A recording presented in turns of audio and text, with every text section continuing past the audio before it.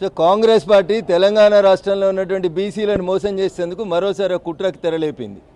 రేపు రాబోయేటువంటి స్థానిక సంస్థల ఎన్నికలలో 42% రిజర్వేషన్ గురించి మాట్లాడుతున్న కాంగ్రెస్ పార్టీ గౌరవ ముఖ్యమంత్రి రేవంత్ రెడ్డి గారికి నాది సూటి ప్రశ్న.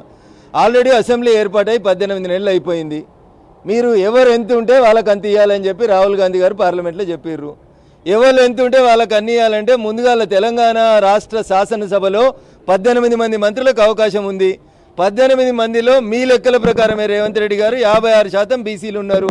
56% బీసీలు ఉంటే 18 మంత్రులలో 10 మంది మంత్రులు ముందు బీసీలకు ఇయ్యండ్రి. అది ఇవ్వడం చేత కాదు, కానీ రేపు సర్పంచ్ ఇస్తా, ఎంపీటీసీ ఇస్తా, బీజేపీకి చేత కాదు. అరే నేను అడుగుతున్నా, నువ్వు ముఖ్యమంత్రి ఈ అల్లడికి 18 నెలలు అయిపోయిందన్నా, ఎవరు ఎంత ఉంటే వాళ్ళకి అంత ఇవ్వమని రాహుల్ గాంధీ చెప్పిండు. రాహుల్ గాంధీ మాట నాకు వేదవాక్కు అని రేవంత్ రెడ్డి గారు చెప్తారు. సోనియమ్మ మాట శిలాశాసనం అని చెప్తారు. మరి మీరు ఇది నిజమే అయితే 56% ఉన్న తెలంగాణ బీసీలకి ఎందుకు ముఖ్యమంత్రి పదవి ఇయ్యరో ఒకసారి రేవంత్ రెడ్డి గారు చెప్పాలి. రేవంత్ రెడ్డి గారు లెక్కల ప్రకారం 10% లేని అగ్రకులాలకి 7 మంత్రి పదవులు ఎందుకుంటాయో రేవంత్ రెడ్డి చెప్పాలి, రాహుల్ గాంధీ గారు చెప్పాలి.